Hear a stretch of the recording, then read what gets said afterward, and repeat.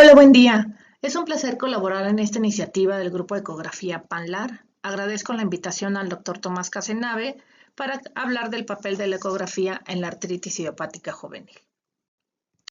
No tengo ningún conflicto de interés para el tema y esta es nuestra agenda de la presentación. Veremos una breve introducción de la técnica, los usos para evaluar la artritis juvenil y hablaremos particularmente del conteo articular, tanto para la actividad como la remisión. Alguna palabra muy breve de los diagnósticos diferenciales y las conclusiones.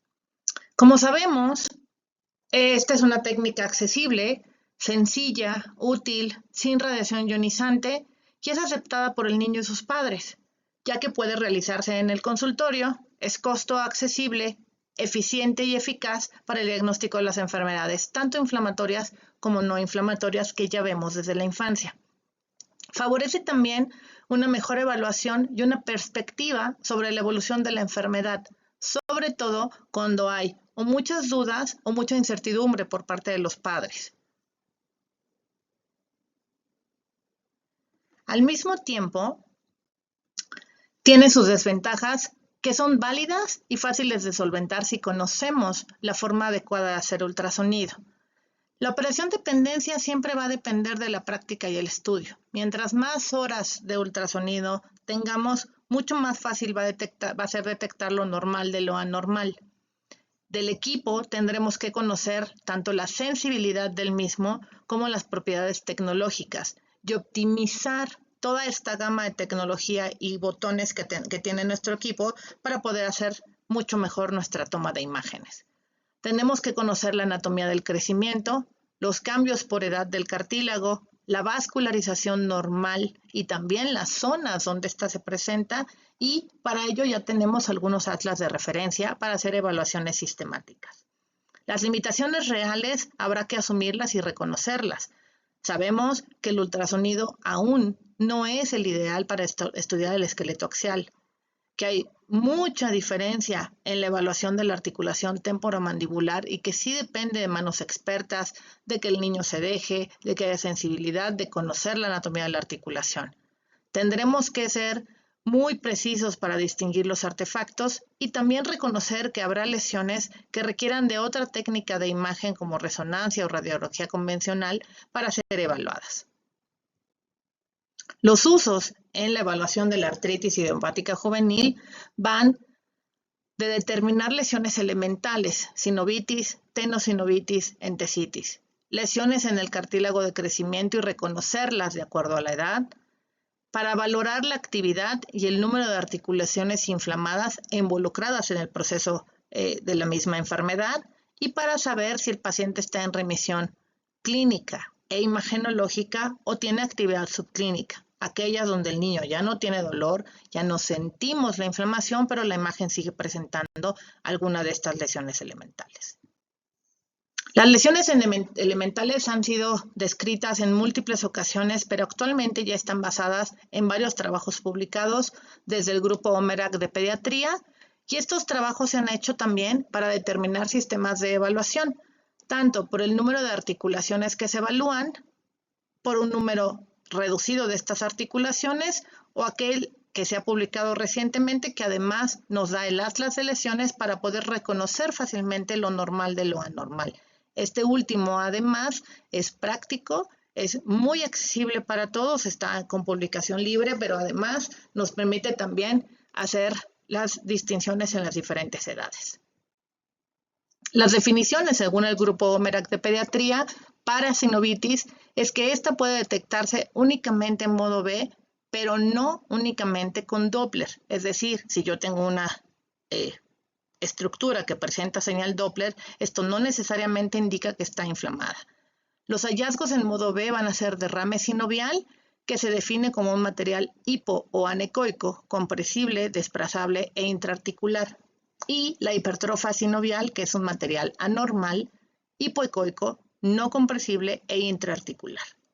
El Doppler, color o poder, nos va a detectar, o se puede detectar más bien en la hipertrofia sinovial, y se considera siempre un signo de sinovitis, por sus características también derivadas de la histología de este tejido. Aquí presentamos un una imagen del artículo original de donde se dieron estas definiciones, donde vemos la articulación del carpo, el radio, el semilunar, el hueso grande, las señales Doppler intraarticulares pero extrasinoviales y la señal de los vasos nutricios en el cartílago aún en formación. Vemos aquí otros ejemplos donde tenemos artefactos y hay que tener mucho cuidado para ver dónde se localizan, sobre qué superficie, y también tendremos que ver la tecnología y saber distinguir que quizás en esta misma articulación del carpo tenemos ya un paciente que es de mucho mayor edad que en la anterior imagen, donde vemos ya casi completo el hueso semilunar y donde podríamos confundir fácilmente algunas imágenes anecoicas como esta que señalo como un vaso sanguíneo cuando en realidad no lo es parte del tejido pericartilaginoso. La grasa intra y extracapsular ya fue incluida dentro de las definiciones operacionales y se hizo notar la diferencia anatómica durante las etapas de crecimiento y la modificación que ésta sufría cuando poníamos la tecnología Doppler.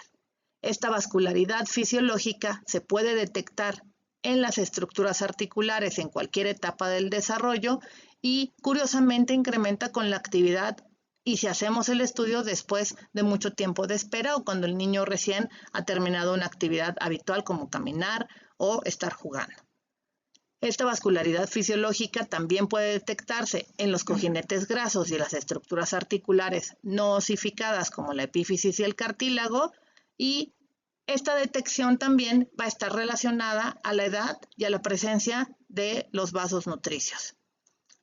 El cojinete graso también se puede detectar como una estructura intraarticular con una ecotextura heterogénea, pudiendo exhibir algo de vascularidad, aunque no todo el tiempo, y esta diferencia por grupos de edades también va a depender del grado de osificación y de la articulación de la que estemos hablando. Por eso es importante reconocer la anatomía articular. Aquí algunos ejemplos también del artículo original, donde viene el radio, el semilunar y el hueso grande en un niño muy pequeño, cuando ya estamos presentando esta vascularidad alrededor del cojinete graso, cuando tenemos presencia de líquido sinovial con hipertrofia, pero los vasos están por fuera. Y también tenemos intraarticulares y también en las zonas de osificación en el semilunar. Que esto es importante también hacerlo notar por la edad de nuestro paciente, que no supera los 5 años en este caso. Tenemos también la presencia de vasos que llegan a la estructura del cartílago, que son vasos nutricios, en niños muy pequeños, en los recesos radiales o del carpo, donde inclusive si notan aquí, no tenemos la presencia ya osificada del hueso semilunar, es todavía cartílago, es un niño muy pequeño. Un poco más de ejemplos de la normalidad en la articulación tibiotalar, donde vemos un vaso nutricio, vasos que vienen del reflejo de la arteria pedia y donde tenemos las grandes extensiones, no de sinovitis, sino de cartílago normal, con un poco de sinovitis alrededor y el incremento del tejido y los cojinetes grasos extracapsulares con un poco de señal Doppler. Además, tenemos también las definiciones operacionales para cartílago y ya nuestro atlas de imágenes donde vemos las diferencias en la osificación tanto por grados como por edad. Estas lesiones se van a determinar de acuerdo al grado de lesión en función de la edad y la inflamación y también su vascularidad normal. Una osificación grado 0 será un hueso no osificado, tanto en huesos cortos, que normalmente el ejemplo es el semilunar, o en la patela. El grado 1 tenemos pequeñas osificaciones, como lo muestra esta flecha, en donde domina todavía el cartílago, pero ya vemos los cartílagos de crecimiento.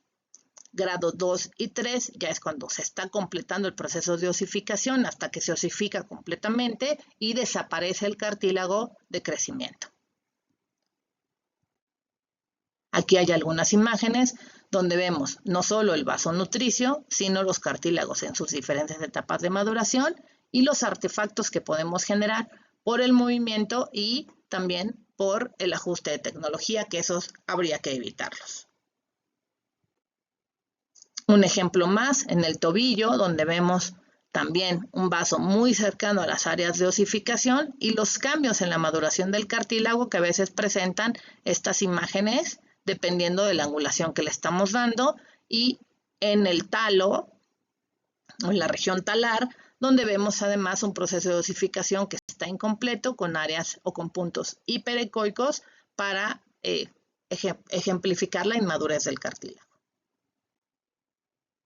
Más ejemplos en las falanges de los deditos de una mano. Vean aquí como todavía no está completa la diáfisis y vemos las grandes extensiones de cartílago dependiendo de la edad. Esta es una metacarpofalángica, donde podemos todavía tener señal Doppler en las zonas de osificación. Hablando ya de la evaluación por conteos articulares en la artritis juvenil, estos conteos surgen de una necesidad.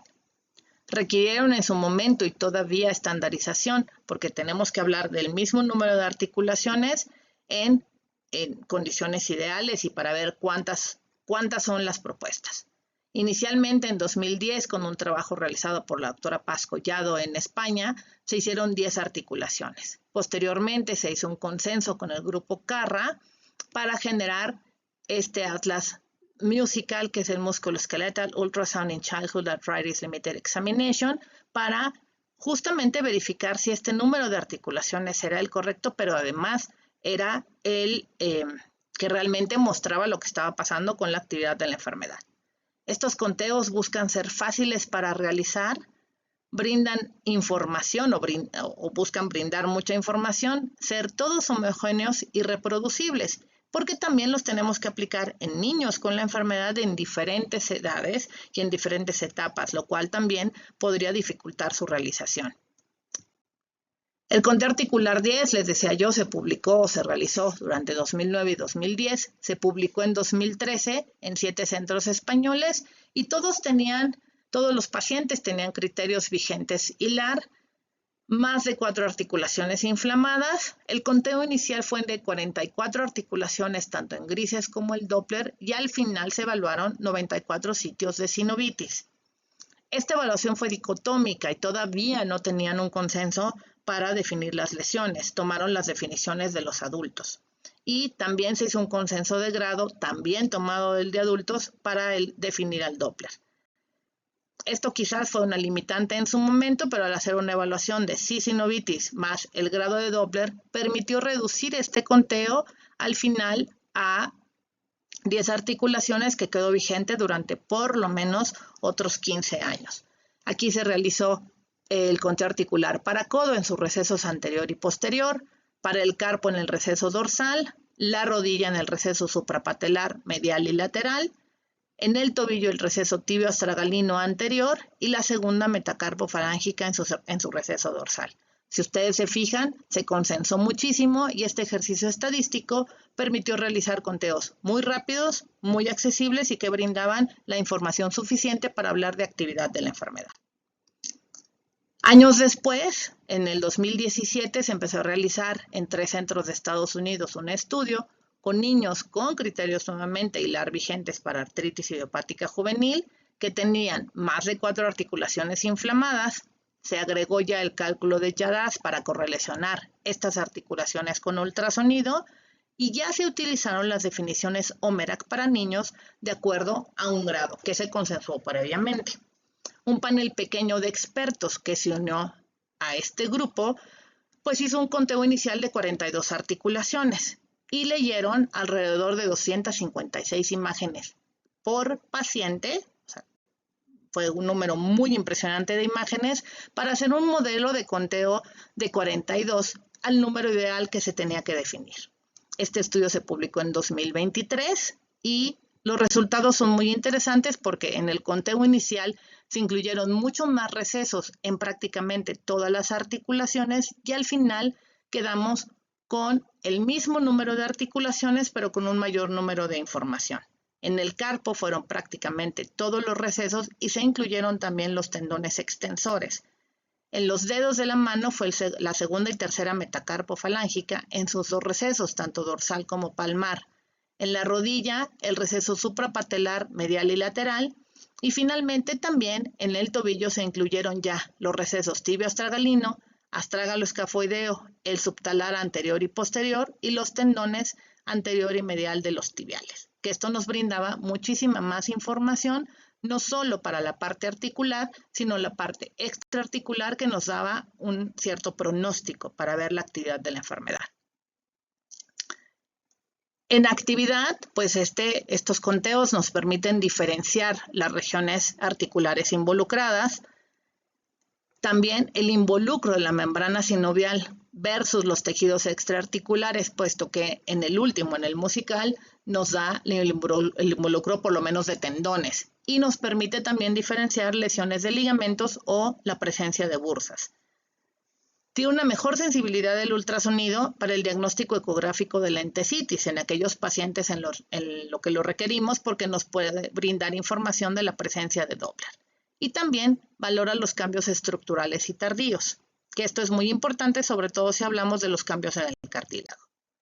En remisión nos permite realizar el monitoreo terapéutico, nos da predicciones de recaídas, sobre todo si encontramos articulaciones inflamadas o la asociación con lesiones tendinosas y también con los cambios en el cartílago y la presencia de Doppler. Y nos da también pautas de actividad subclínica. Por la misma razón, el riesgo de tener una recaída es 4 veces mayor cuando hay un ultrasonido con sinovitis en cualquier región y con presencia de Doppler. Y siempre va a estar relacionado con el subtipo de la artritis idiopática juvenil, sus lesiones asociadas, aunque esto no es definitivo y esto ha sido publicado también numerosas.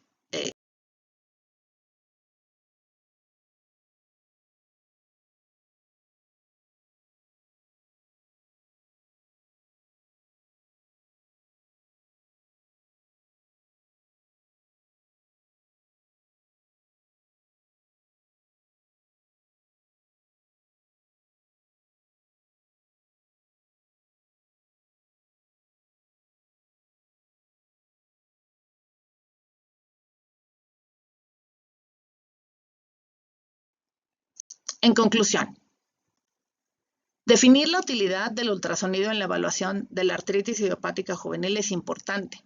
Tenemos que utilizar un método sistemático de evaluación que nos va a brindar información relevante y suficiente para el diagnóstico o el monitoreo terapéutico de la enfermedad y obviamente del paciente.